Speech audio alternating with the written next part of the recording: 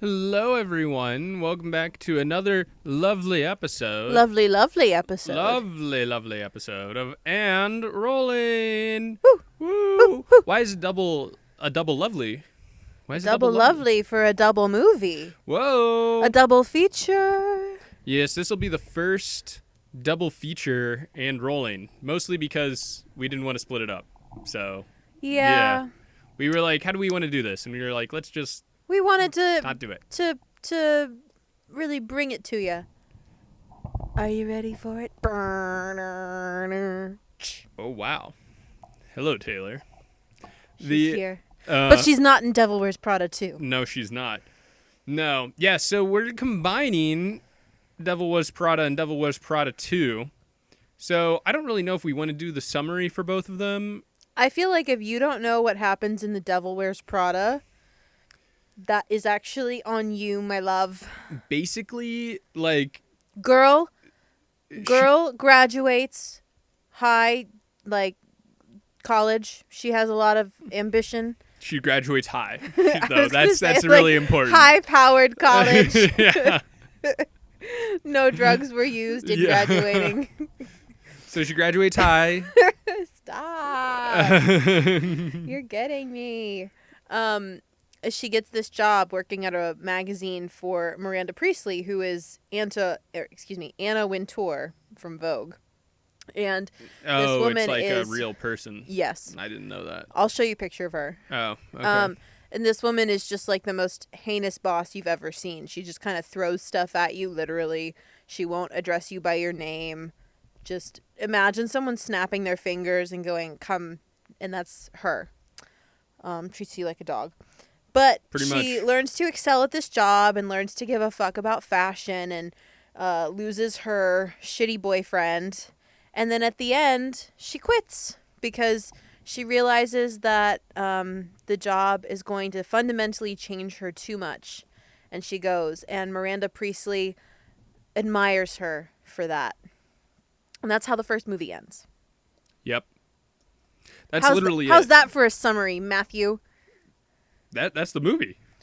Yeah. That was it. Yeah. Leaving out, of course, Emily Blunt, who plays Emily, the first assistant, and Stanley Tucci, who plays... kind of like the assistant director of the magazine, I guess. Yeah, he's very involved. Yeah. Like, I'm sure he has, like, a particular role or whatever, but, like, he's basically, like, the second in command, for lack of a better term. But, like, his second in command He's maybe the artistic director of the magazine. I think that's a good way of describing it, because there's, like, a distance between him and Miranda. Miranda is his boss, but there's a camaraderie there. Yeah. Especially when we get to the second one. There's a deep camaraderie. Yeah. So, the sequel opens, and Andy, our protagonist, played by Anne Hathaway, is 20 years older. Time has moved forward, and she looks stylish. So stylish. Stylish to the point where I was like, that's my Pinterest board, actually. And she's a journalist writing for the New York Vanguard. She's at an awards ceremony. Her coworkers just won. She's up for the next award, and her whole table gets a text saying that they've been laid off. So she goes up, and she's really shocked and upset, and she wins the award, and she gives this speech about, like, why it sucks, essentially. Pretty much. At the same time, Miranda is still the editor of Runway. They dropped their F-bomb for the PG-13 pretty early on. I'm impressed. I can't believe that that's still... a rule. Yeah, when people are going out wearing... fuck Joe Biden and like all this like t-shirts and whatnot, like we as a society have become so much more crass. I find the statistics on profanity or like curse words, however you want to describe it, like so fascinating because the level of like exponential increase that has happened is stunning. It's actually something that I don't like about current society. Really? I don't like that people are just like, I drove by a car yesterday that had this huge decal of like the word fuck, and it was like, in smaller letters, I have 0 and then fucks left to give. And I was just like, you are... Do you think it lessens it or something, or? I think that I don't like living in a world where I can just be sworn at like that casually. I feel like it's a symptom of this, like, I don't care about other people. Lack of community and consideration for your fellow people. And I think it's another way of dehumanizing the person next to you in a linguistic and very casual way. If you aren't going to be if you, like, we're no longer in polite society, right? Like, polite society wouldn't have a respectable person going around wearing a shirt that says, like, fuck whoever on it. Yeah. Right? That's not polite. So then the majority, like, when you go out in public, you're not worried about, like, a little kid might see that. You're not, like, concerned that a grandma's gonna see that. Like, essentially it's this idea of fuck your feelings, which just is entitlement. It's this idea that, like, my freedom of expression, I guess, generously calling it that, supersedes any kind of, like, social contract that we have, that we're like, there are things that are impolite for public society and consumption. I just think that, like, I think there's a thing of, okay, maybe you shouldn't be, like, blacklisted for saying a curse word on air, but at the same time, like, I don't want Joe Schmo wearing a profanity-laced t-shirt around my kids or my nieces and nephews. I don't want to hear young children coming up and saying the C word. Who wants that? It's not funny. It's kind of gross. Yeah. I hear you. Yeah. So. There you go. Yeah. Nice. So she gives a speech. She gives this speech. She's without a job. You see that she still has the same best friend from the movie. And then she gets a text or a call from the owner of Runway, essentially Condé Nast. But, like, whatever they call it in universe. And his son, who's played by BJ Novak. And they hire her to be the editor of the features at Runway. So she shows up the next... I thought it was the futures. No, features. They weren't saying futures? No, they were saying features, like feature articles. Yeah. No, I understand that. Yeah, I know the difference between the two words. I just, like, I could have sworn that they were saying the futures. No. Really? Yes. That's crazy. What's crazy? Okay, pause for a second.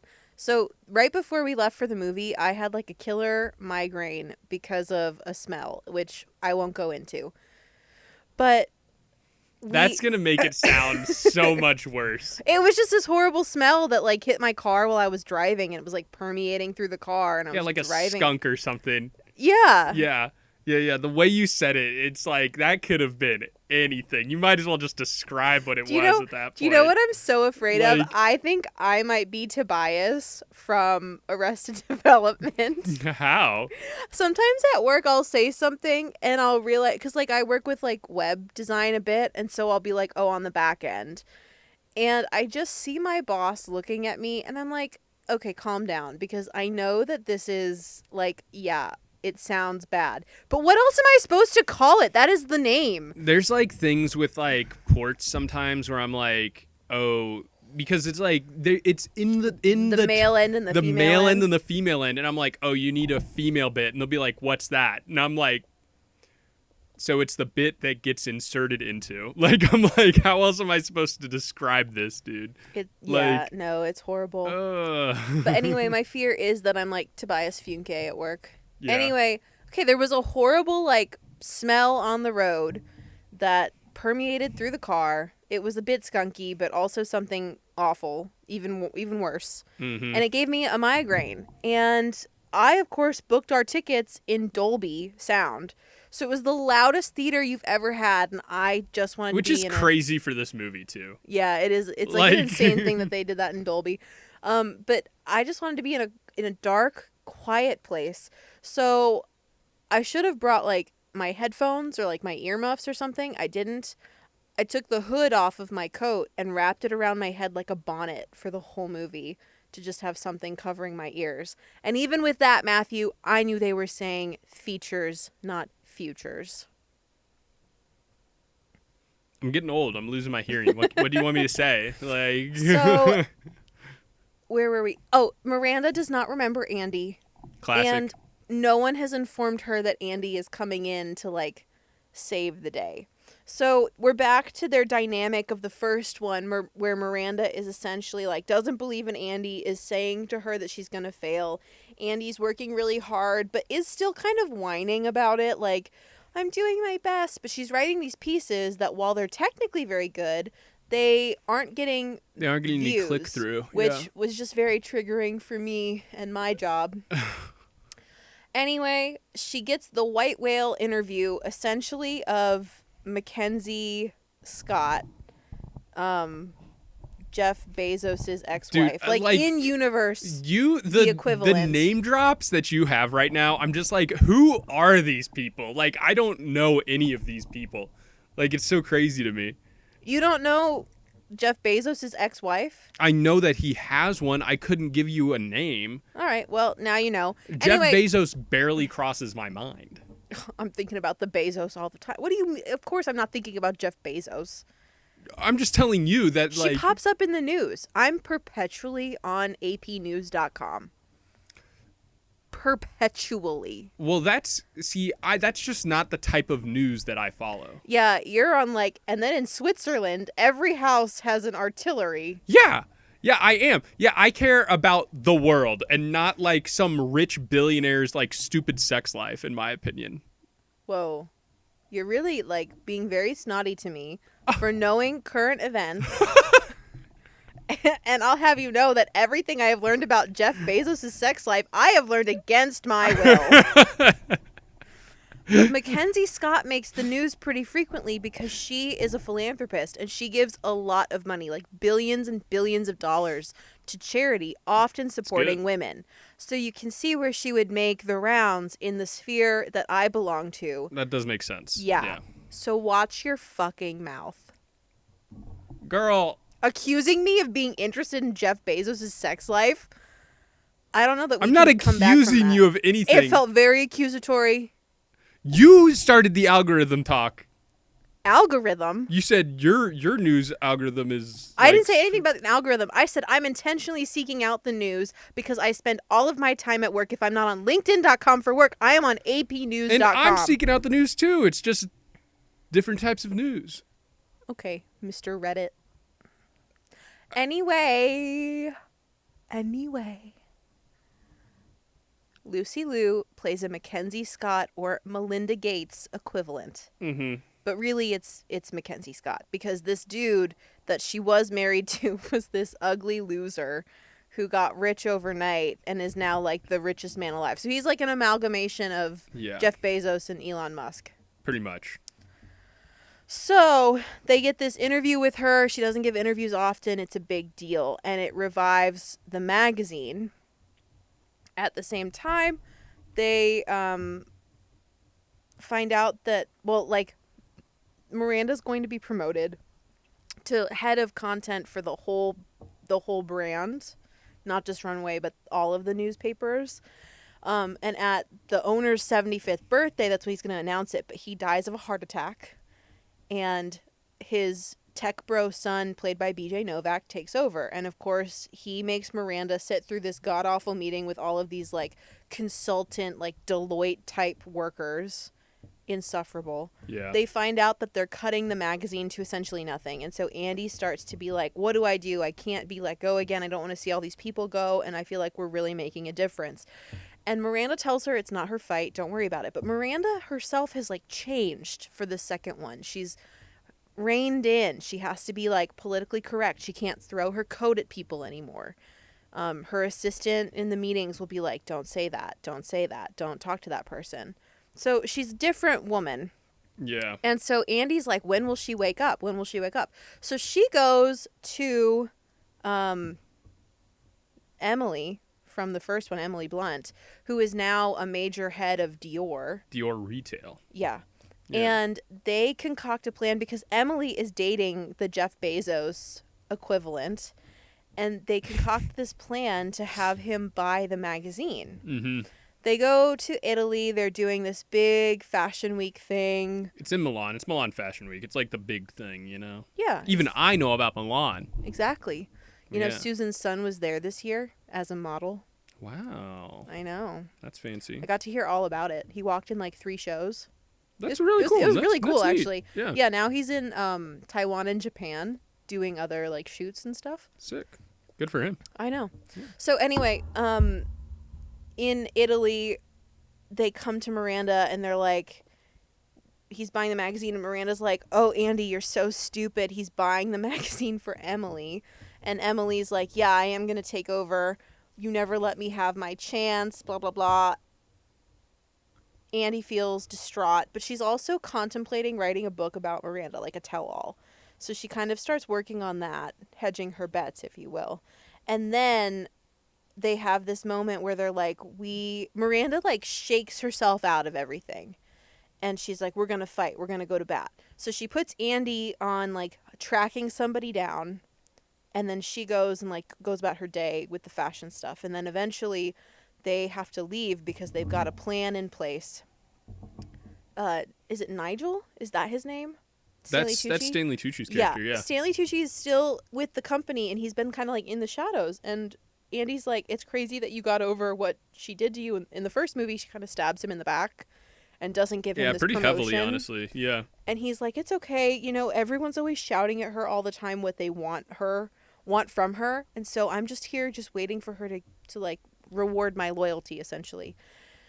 And Andy facilitates this moment where Miranda's like, "Oh, I've taken Nigel for granted and he never told me what he wanted, but I should have like seen." And so she lets Nigel have this moment on stage as the face of Runway. Yeah. There's also this funny bit where like they can't, because of budget cuts, they can't get John Legend over there because he needs them to ship his piano. So they have to go to another star, and Miranda really doesn't want to do it, but Nigel's really pushing. And so it ends up being Lady Gaga, and Lady Gaga Yeah. and Miranda hate each other. Yeah, they have like some in-world passion, like hatred towards each other or beef. Honestly, that was like the best kind of cameo you could have asked for. This is really funny. Yeah. Yeah. So like, okay. they fly, Andy and Miranda leave Italy. They fly to Lucy Liu's mansion. She buys the magazine. And Miranda and Andy stay with the magazine in charge. And on the drive back, Miranda's like, "You should write that book and put in every dirty detail."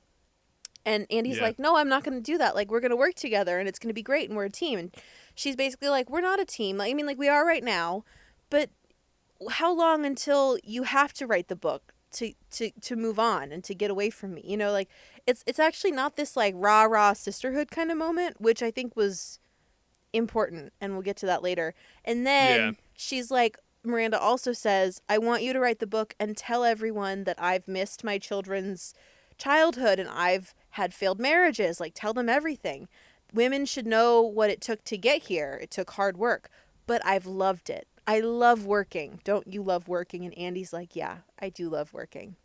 And throughout all of this, but as like a tertiary plot, Andy has been like kind of getting with this Australian contractor, and they'd fought right before she left for Milan. She gets back, she goes to his apartment, they make up, and that's kind of the movie, with like a final scene of all of them working late at Runway. Yeah. The where do you want to start with this? Well, let's start with the first one. Yeah. I feel like I had never seen the first one. It's a cult classic. I remember working retail in college on Black Friday, and we played this movie over and over and over again in the break room. That's crazy, actually. Yeah. Yeah. That might be why I have feelings about it, truthfully. That makes sense. At the Gap. At the Gap. Ooh. On Southport. That's quite a movie to play at the Gap. Yeah. Kept shitting on the floor. Yeah. If you don't know any of those stories and you'd like to hear, reach out to me directly. There you go. Yeah, I watched the first movie and I was like, it's fine. Like, I knew it existed. I knew it was very popular. There's like the reference on The Office that I didn't get until now, where like Michael throws his coat at You never Pam. got that. I didn't think about how you wouldn't have gotten that. Yeah, no, I was always just like, okay. And then like I knew that he was always just like, oh, darling, blah, blah, blah, or whatever, you know. And I was like, oh, he's like kind of an asshole, and he like appreciates Meryl Streep's character or whatever. And then Pam's like, he's gotten really into $1 Million Baby. He's gonna try to kill me. yeah. I don't know. The first movie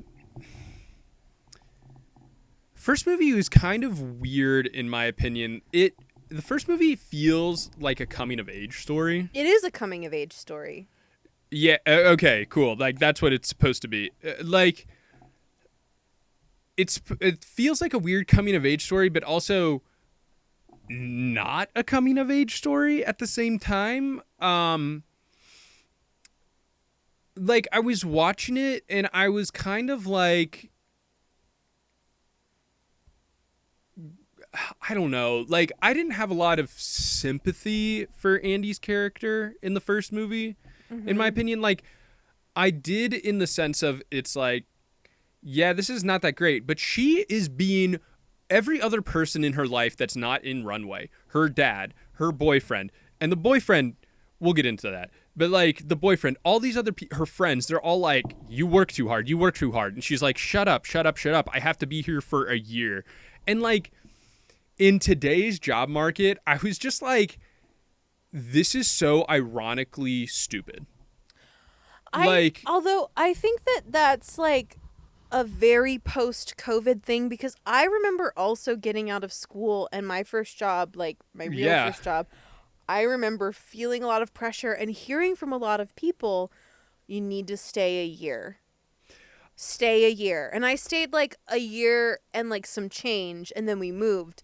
But I was also getting pressure, and not just from like adults, like people my age. I was hearing a lot of like career advice from kind of everyone saying stay a year. So I just think that that's like a post-COVID thing where everyone was job hopping and like it hasn't settled. I agree with you that that's like a post-COVID thing, but like I feel like especially like I don't know if it'll ever get back in the same way, because it's like the post-COVID I need to stay for a year thing.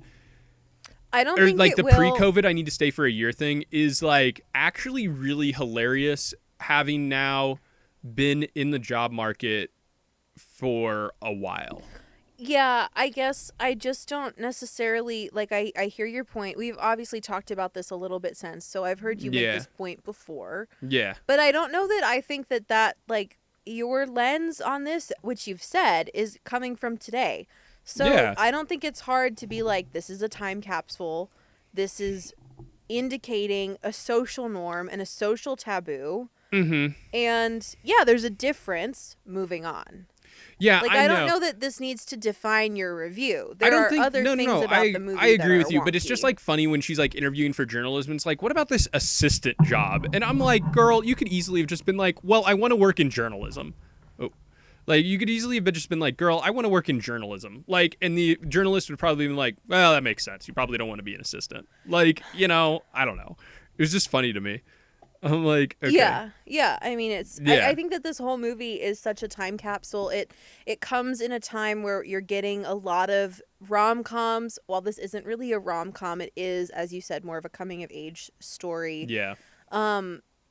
It's coming at this time when everyone was working in magazines. Like, that was the quintessential girly pop job in early aughts movies. Yeah. You have, like, Bridget Jones, who worked in TV.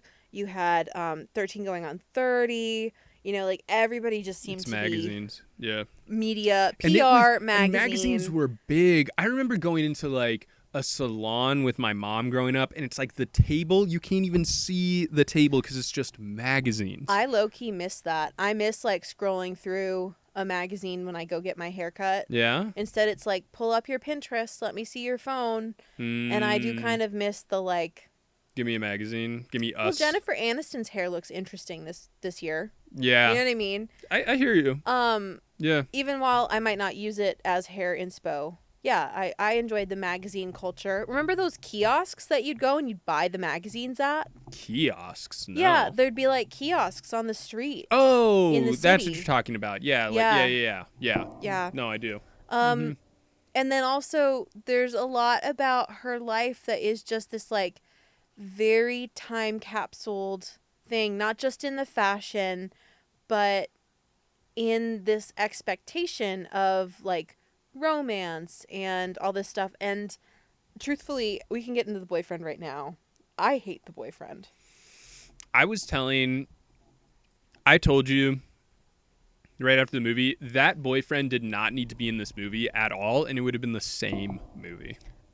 I think this is coming from a time when every movie for women was a rom-com, and I don't think commercially you could have made a movie about this predominantly female-driven relationship without a male love interest. Oh no, I agree. I saw that boyfriend and I was like, that is a corporate shoo-in. Do you know what's so funny is he made a big stink about not being in the sequel, and it's like, yeah, babe, everyone hates you, like your character. Well, of like, course, like if Andy had still been with him, I think there would have been riots. Even the most diehard fans of this movie, no one's rooting for the shitty boyfriend. He like sometimes he'll make a point. He'll be like, Andy, they're working you too hard. We have less time to have sex. And I'm like, hold up. You had me at the first half, the second half. I'm like, what are you talking about? Like, it's such a weird dichotomy. Yeah, and like when she gets her glow up and he's like, I'm worried my girlfriend will see you with me. Yeah. Like sleazebag 3000. I cringed so hard. I was like, dude, what is this? Like, he would bring up a really good point and then say the most misogynistic thing I ever heard in the next sentence. And I'm like, hold on, dude. Like, what are you talking about? Like, it was just strange. It was very odd, you know? Right. Yeah. So, truthfully, like the first one, it's an institution among women. I get it. It's never been like my favorite movie. I've always been like lukewarm on it. Also, the soundtrack is so 2000s. It's like, let's do a rock theme with a lot of... It opens with like Suddenly I See by Katie Tunstall. No, I know. Yeah. But like the main like soundtrack orchestral theme is it's like, let's do a rock anthem with really heavy drums and then just repeat the rock guitar part with strings. And I'm like, guys, this theme is so strange and so 2000s. It's like, what I like about this movie is the Rory Gilmore of it all. Like, this is what we should have gotten with Rory post-college. Where, like, you see her thriving and grinding to get where she wants to be. I agree. Like, yeah. I actually kind of like to think of this movie as Andy is Rory. And then, like, that to me is very, like, in my heart, in my head, this is what Rory Gilmore's life looked like. Yeah. But in actuality, yeah, this movie has always been something that I'm kind of like lukewarm on. I was younger, I wasn't working, obviously, when this movie came out. So, like, I did not have the boss-employee dynamic. Yeah. It didn't resonate. Yeah. I also don't I don't savor when people are mean to other people. So, like, Miranda's behavior wasn't this, like, delicious, oh, I love that she's such a diva. It was more like, I don't understand why you treat people that way. Yeah, and I thought that they were going to dive more into the movie where it was like, oh, like, she actually has a really conflicted personal life. And they, like, barely touch on that, in my opinion, in the first movie. And I was like, I don't actually know her as a person, and in the way that I do know her, I am like, yeah, she's really shitty, I will say, I think that they do an okay job of showing personal life. Like, they show her marriage crumbling and all of that, and then, like, they show her children. You see what age they are. I think that the strength of this movie is portraying really kind of complicated characters, because while Miranda is unlikable in many respects, she is a high achiever, and she does it with panache, and she's very like she's respected in her industry. She's really respected. And also like she's interesting. She's not this like brash, like yelling in your face kind of boss. She's actually very soft spoken, and there's something so much more Viper like with that. Yeah. And then Andy, while you're rooting for her, she's very whiny. And that can get old. And then Emily, while she's like kind of snooty and rude to Andy, she also will help Andy out. And while Nigel will give Andy some like really tough love, he also is clearly rooting for her. So I just think that these characters are pretty dimensional. Oh, yeah. I definitely think that they're like dimensional. Which is remarkable for the time period.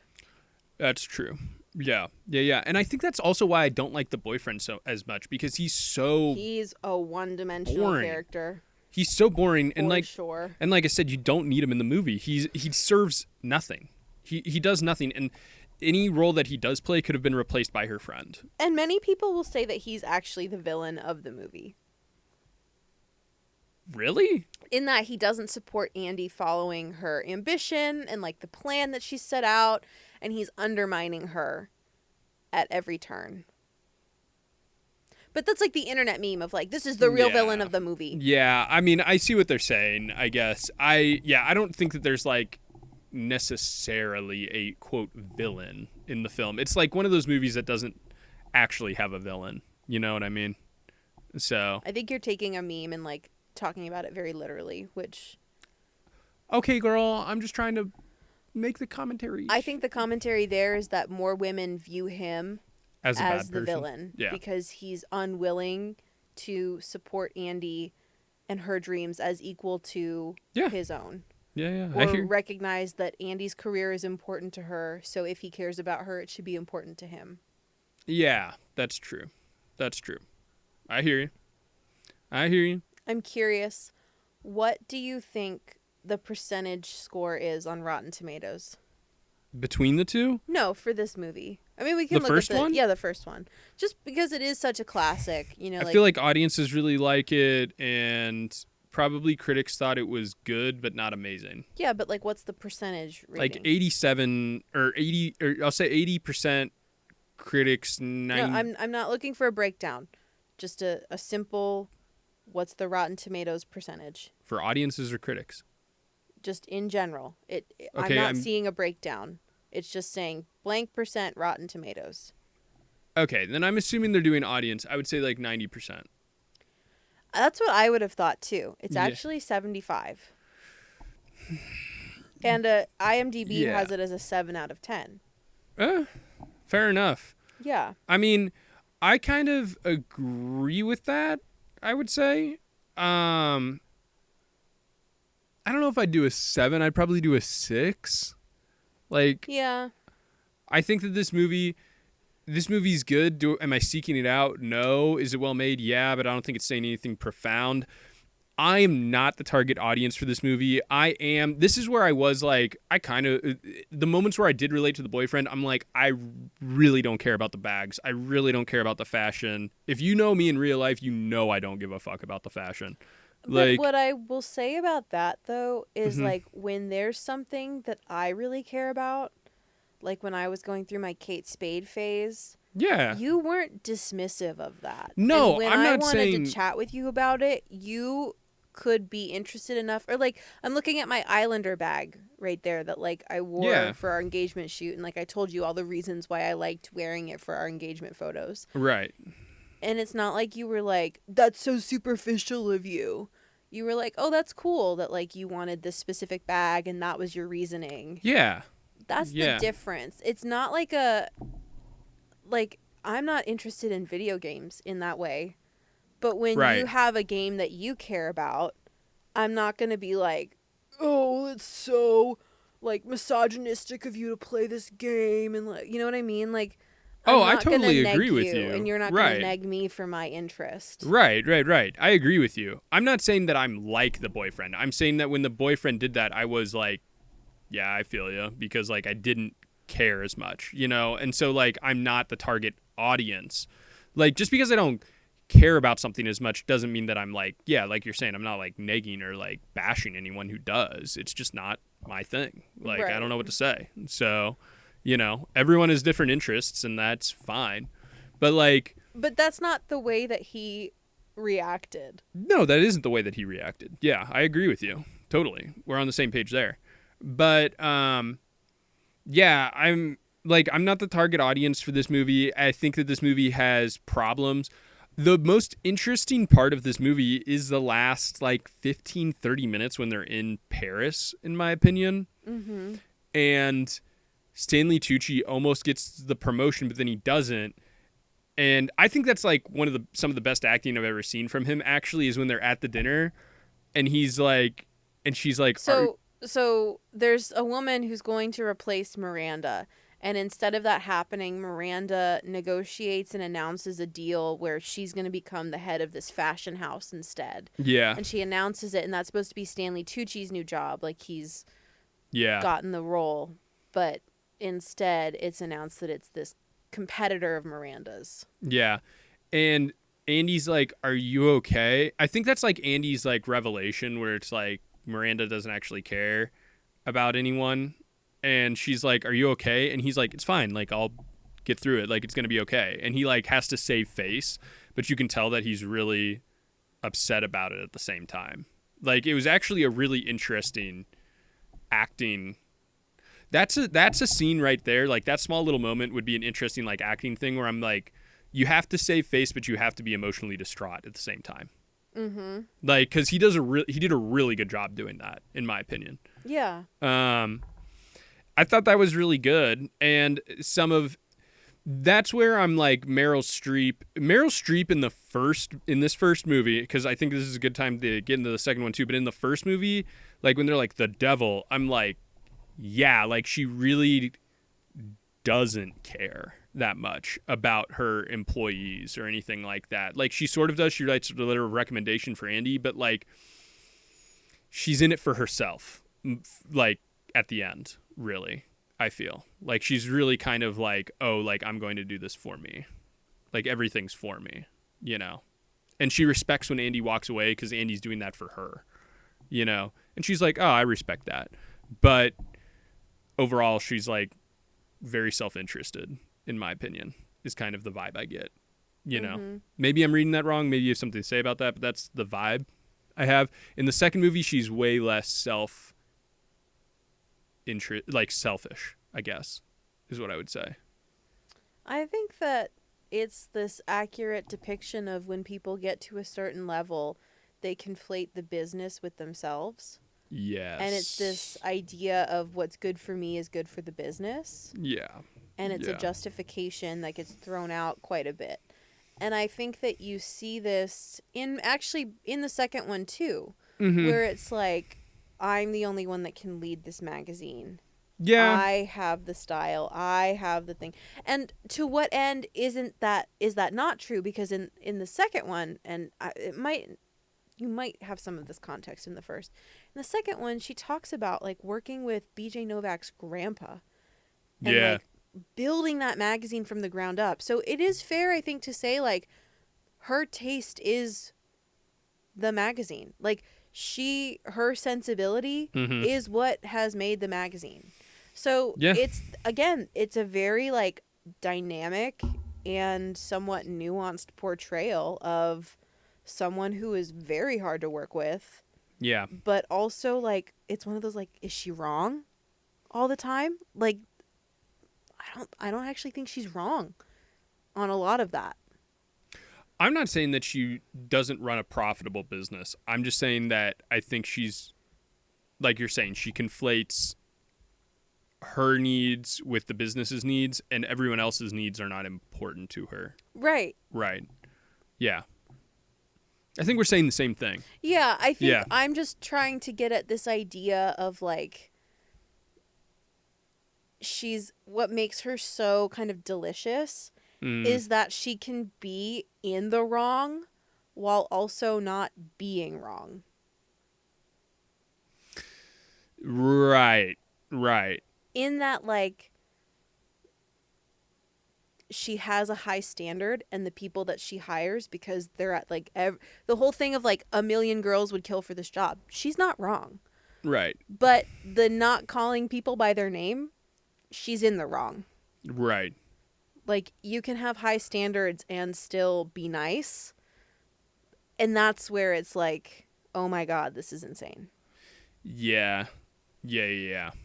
I agree. Yeah, because she does have a it's insane kind of thing. We've been watching The Pit, and I actually think that like an example of like a boss who's good but has standards is like Dr. Robbie in the show, where he's actually, as the show goes on, like you see like he has really strict standards and everything, and he cares about that stuff, and he like does command like respect, but he's not an asshole, you know. That's kind of the vibe I get. Yeah. You know. Yeah. I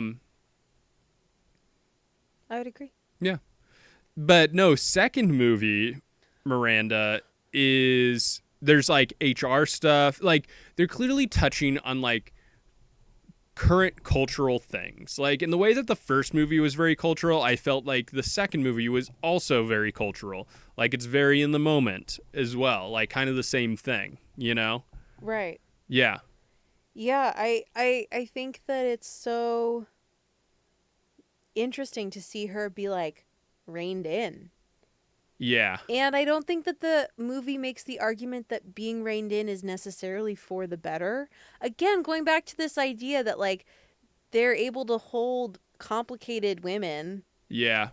And be like, yeah, and this kind of goes back to her whole thesis on Andy's book. Tell it all, the good and the bad. Mm-hmm. Because, you know, like people are idolizing me, and they should know that I'm a hard person. I also am really good at my job. Yeah. I feel like a lot of female CEOs in general have that problem where it's like they either come off as way too soft or, for lack of a better term, hear me out because this is the way the media portray it, too much of a bitch. You know, like she's just too hard to work with, blah, blah, blah, blah, blah, you know, and it's like there's a no win. You're in a lose-lose situation, you know, like it's either she's too soft, she's not strong enough, and she's running the business into the ground because she's a woman, or she's a woman and she's just a pain in the ass to work for, and because she's a woman, she sucks. Like she's just too hard, you know, and like I do like. Unfortunately, that I feel like that still exists. I feel like it's lessening. Like there's more women CEOs now than ever. It is on the rise. There is more of an equality thing happening there on that level. You know what I mean? But I think that there is still a permeation of that. I don't think it's as explicit. Like people, instead of saying that, they'll be like, oh, well, she's difficult to work with, is what they'll say. Yeah. You know, like subtle microaggressions, I guess, for lack of a better term. Yeah. You know, I think you still see that stuff. Definitely. Yeah. The second movie I actually liked. I liked it a lot, and for several reasons. Number one, I liked the grappling of the fall of print media, the fall of even like digital long form media. I loved the like again, going back to the Rory Gilmore of it all, the realistic kind of trajectory of a woman getting started in 2006. Yeah. I mean, Gilmore Girls ended in 2007. Like, Rory would have been like a year or two behind. You know what I mean? So, like, what Rory could have been today if she had actually stuck it out and been a journalist. Right. That was fun to see. And also to, like, continue the momentum of those rom-coms, women in PR, whatever, moving forward. Yeah.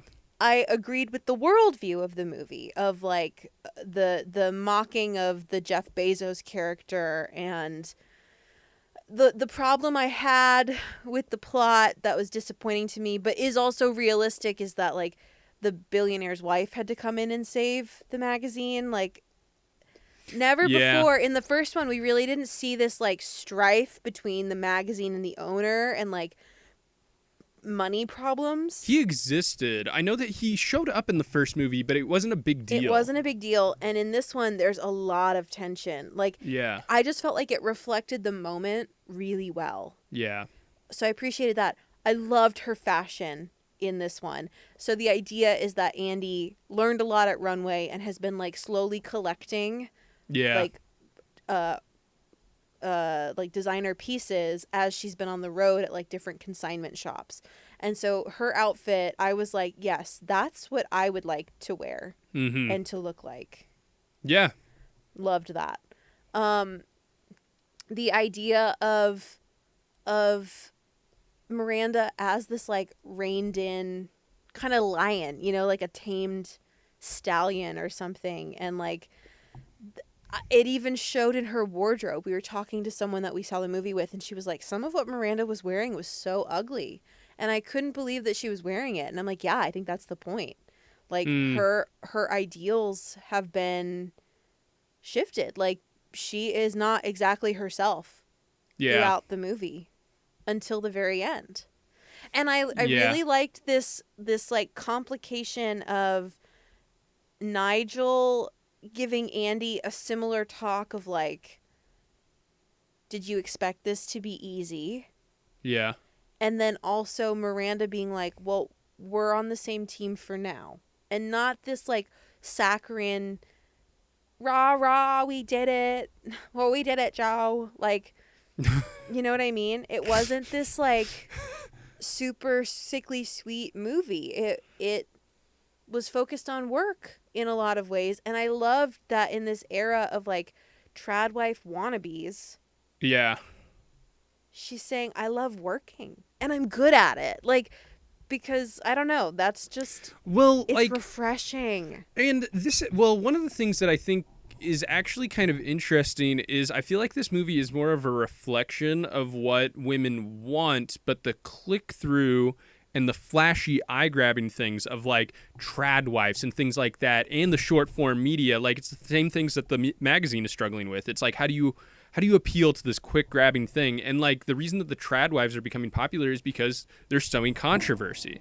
You know, it's like people are like, oh, blah, blah, blah, blah, blah. And then all of this stuff. And then it affects people's psychology slowly over time to where they're like, maybe I do want that or whatever, you know? And I appreciated that there were like a couple of nods to the first one. Yeah. But overall, it was like pretty on its own. I don't think that like, some people had problems with the dialogue. I didn't think the dialogue was like Did terrible. they really? Yeah. They had problems with the dialogue. They called it like AI slop, and I was like, to that AI slop? To that I say watch How to Make a Killing. Yeah. And also The Pit. As much as we like The Pit, the dialogue on The Pit is bad. We call them unhoused. Dude, shut the fuck up. Like, I mean, like that part not so much, but there's parts of it that like that where I'm like, what are you talking about? It's the like saying it and then also like looking at the camera. Yeah. The like Hillary Duff of like, when you say gay, do you know what you say? Of it all. You know what I mean? Yeah. The no, I thought, well, I mentioned this at the end of the, like at the end when we saw it, I felt like you could watch the second movie and really not watch the first one and you'd be okay. I just liked the way, like, I liked the plot of this one. Yeah. I thought it was more interesting to see Andy grapple with Miranda as a more confident adult. I'm less interested in this like coming of age story for Andy because I actually think that, of course, she succeeds and she also fails, which can be interesting, but maybe I just saw it too early, so it seems very inevitable to me. Mm-hmm. Whereas in the second one, she has more agency. The things that work for her in print aren't necessarily working. And it's this stretching and bending that I find really compelling. Yeah. Well, yeah, and you mentioned how you were like, you liked seeing them as equals more. Yeah. And I agree with you. I felt like Andy was a far more interesting person instead of this generic, like, because in the first, I mentioned it when we were watching the first one, where I was just like, Andy, like, I don't know, girl, like, grow up, like, like, it's okay. Like in this movie, I was like, no, like, she's good, like, she's doing stuff, And yeah, there's this moment too that like I didn't bring up in the synopsis, so spoiler alert. Nigel is the one that sends Irv, the owner of the magazine, Andy's clip and recommends her to come back for features. And so it's 20 years on, and he's the one that recommends her, and she doesn't find that out until at the very end.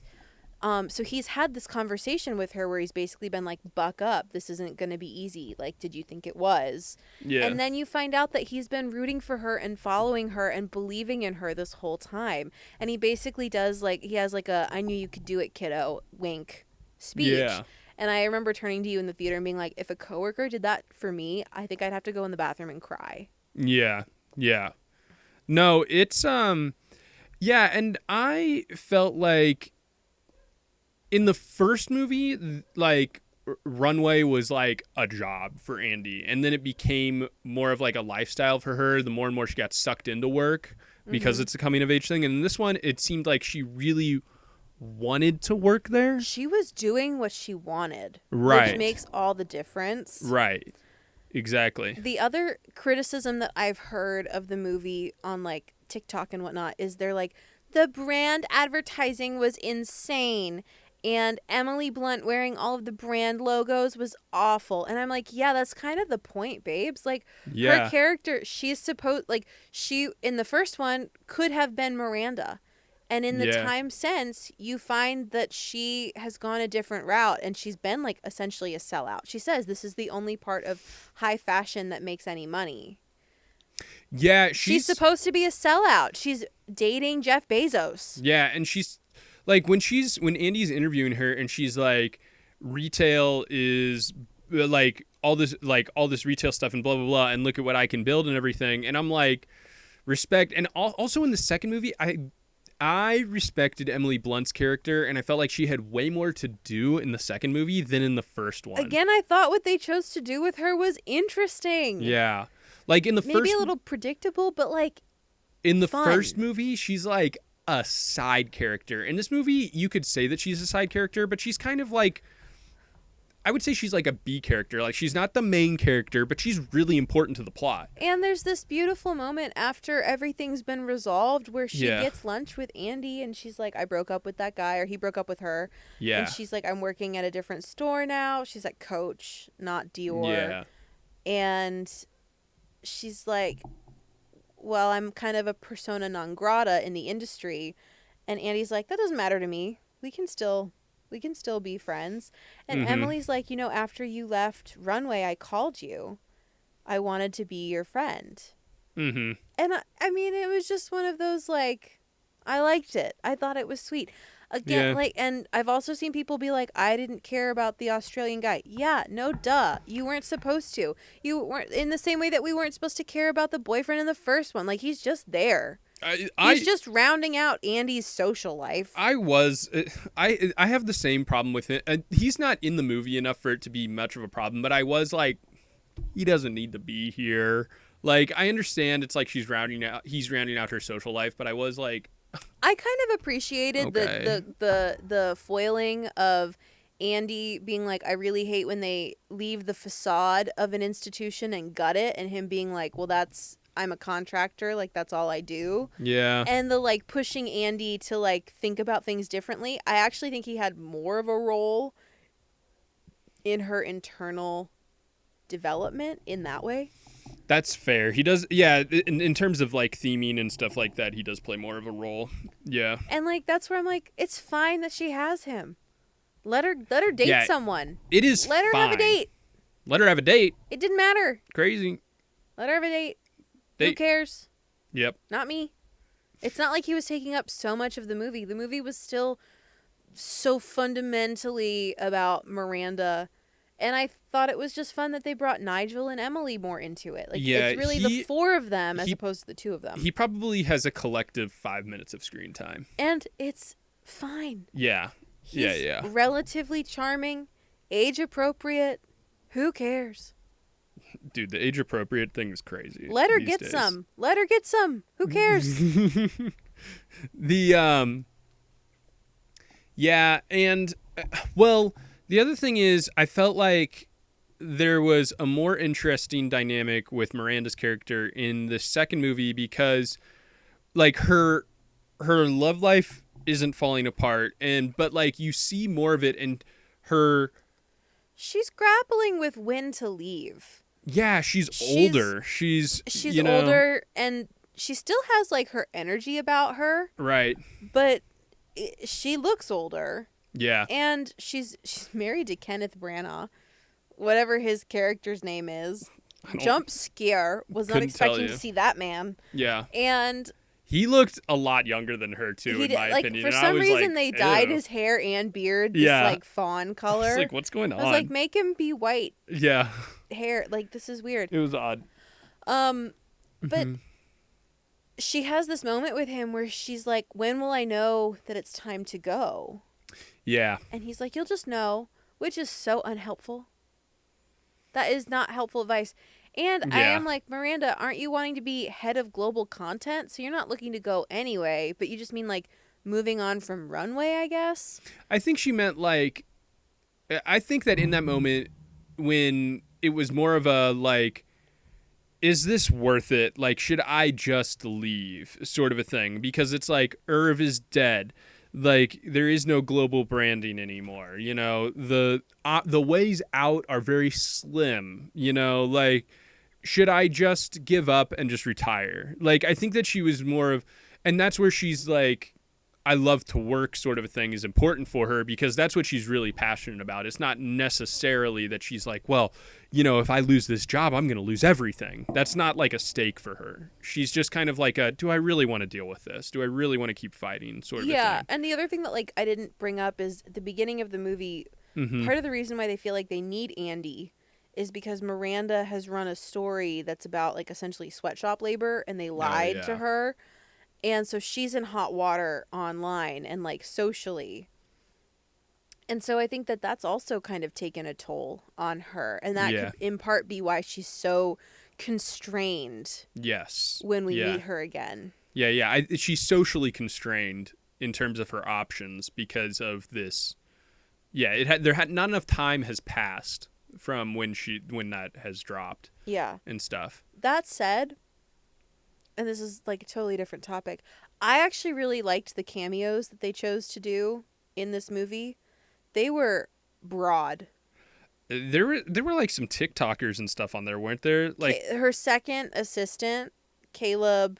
Yeah, he's like a big podcaster guy. He's a podcaster, but I knew him from TikTok. Yeah. And I just thought that was funny. He did a good job being the second. I thought he was a little boring as a character, but I don't think that's his fault. He has like 2 lines. Yeah. But Simone Ashley plays her assistant. Mm-hmm. And then let's see, there's like Rachel Bloom plays one of Andy's friends, and then there's like she meets Jenna Bush Hager, and then the John Baptiste piano guy are at her house. She has like a Martha's Vineyard style like lunch. Yeah. Donatella Versace makes an appearance. Ashley Graham. Like there are a lot of people, and they all. Heidi Klum's in there at one point. What? I saw Heidi Klum was in there. Oh really? With her daughter. Yeah, I'm pretty sure. I think it's her daughter. They look like very similar. Devil Wears Prada 2 cameo. Yeah, I guess it is Heidi Klum. I wouldn't know what her daughter looks like. Oh, Mark Jacobs. I know her daughter's blonde. That's Domenico Dolce. La Roche. Oh yeah, I did see La Roche. Mm-hmm. Amelia de Moldenberg. Yeah, she's the chicken shop date girl.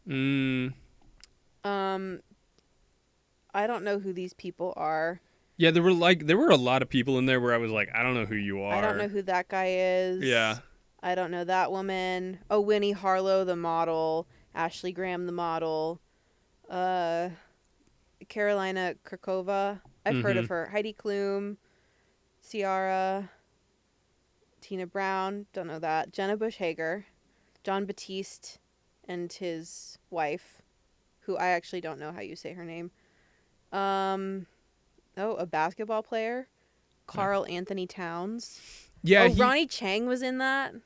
Oh, is he? Yeah, he's in the dinner scene. Yeah. There were a lot of people at the dinner scene. And then, of course, Lady Gaga. Gaga. Which, again, super fun cameo. Yeah. But it wasn't, like, too much, and it made sense. Like, some of these random people showed up at her dinner party, and, like, okay, yeah, that tracks. And it was, like, a weird variety. And then at the birthday party, I didn't find that distracting, actually. No, and it made sense given the movie. Yeah. Like, that's the thing. Is it you're was like, funny, though, when they mentioned Hugh Jackman. Yeah, and he's not there. He didn't make an appearance, but Hugh Jackman and Anne Hathaway were in Les Mis together. Yeah. So that did have me break the fourth wall a bit, where I was like, I wonder if in this universe, Hugh Jackman did Les Mis with somebody else. Oh, yeah. Yeah. That'd be really funny. And they're like, Andy, you look just like this girl. Yeah, right. Like, that'd be really funny. Yeah. No, it's, I like the second movie more because there's like a corporate espionage aspect to it. I liked that everyone was hating on the tech bros. Yeah. And the like Silicon Valley of it all, and the billionaires of it all. It was just nice to see that reflected. Yeah, and I thought that the second movie was better overall. Okay. And what do you think the Rotten Tomatoes is for the second movie? I'm sure it's lower somehow. So give me a number. So what? It was 75, so 60. And if I told you it was 78? It's higher? Thank God. Because it is a better movie. Not by a lot, but it is a better movie. So that makes sense. I think it's,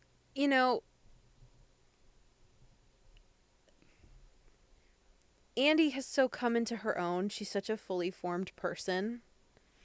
Yeah. It's like reading a first draft versus a final draft in some ways. Like getting to see potential be realized was actually so satisfying in a way that when you see the first one and you don't know that there's a second one, you're like, okay, yeah, that's good. But then if you know that there's a version of her out there that's like 40 and thriving, that's better. Well, and I feel like this one is so much clearer in the direction that they're going. The first movie, there's like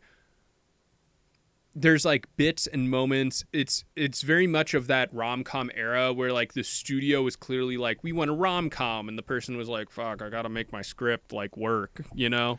Like in this one, there's not that same level of restriction, I feel. There's also a lot of like really fat phobic stuff in the first one. And I think they made an attempt not to be fat phobic in this one. I don't think they succeeded. They still made the hey six when they were talking to Andy when she comes in at first, because there was this whole monologue in the first one about how she's 6, which she might as well be a 14 or something. Yeah, dude, like, yeah, they're like, oh my God, Andy, you're so fat. I'm like, this woman is not, like, by no definition of fat. I have like, never been that thin. Right. You know what I mean? Yeah, anyway. Like, what? But then so there's that in the second one, and then Miranda tries to say that they're going to be more body positive, but she ends up still saying, like, and I don't know why that is, which I think that it's a good moment for the audience to be like, that's the villain in her saying it. Like, she's not supposed to say things that we find palatable or agree with, and that's the point. Yeah. Yeah. I hear what you're saying. Yeah. I agree with you. I think that makes sense. Yeah.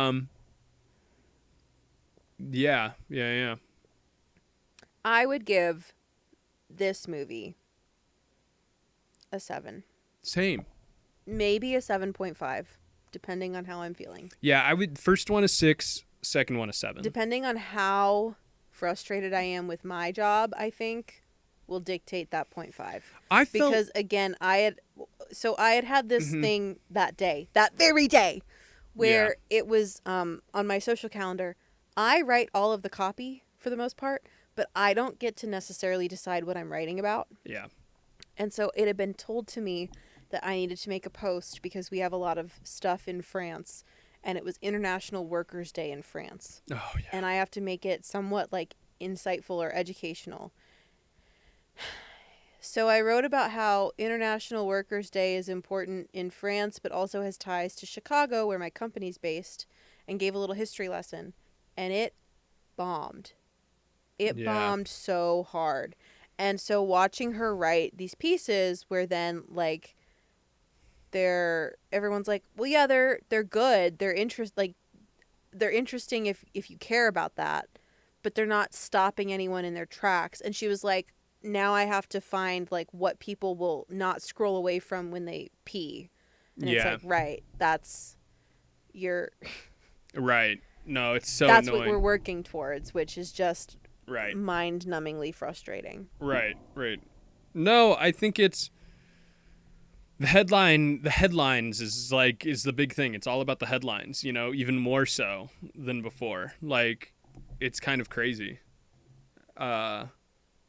how much that's happened. So anyways, yeah. Do you have anything else to add? Anything you want to say? I don't know. I don't think so. Okay. I mean, I always get done with these, and I'm like, ugh, I wanted to say this, and I wanted to say this, and I wanted to say this. I will say that I feel like the second one is more culturally relevant than the first one, in my opinion. I think it's responding to a moment where everything, like, the function of art has really been, like, called into play. Mm-hmm. Where, like, everything is so divided that a bit of you're either with me or you're against me. Yeah. And like looking back in retrospect with like 2006 and everything, where it's like, oh, like we're working and blah, blah, blah. And like you're saying, it's not really like a work commentary movie. It's a coming of age movie. Yeah. And then just knowing what happens in 2008 and everything in retrospect, like I know that like obviously they don't have a crystal ball, but it's like one of those things where I'm like, ooh, like this movie I don't think is saying what is really saying anything, or like what it's saying is not as important as what the second one is saying, I guess, especially given the hindsight, which is the way I have to view it as from a 2026 perspective, So, yeah. Anyways, that's the movie, everyone. I hope you enjoyed our double feature. Isn't that exciting? So, if you did like this, give us a like, give us a follow, or else we will throw you to the devil. How's that? Tying it in. Miranda's coming. Miranda is coming. She's going to be your new boss. Get ready. So give us a like, follow, share, write us a Dear Maddie. I know you want to be in the podcast. And then that's pretty much it. So we'll see y'all. You have a good one. Bye. Bye.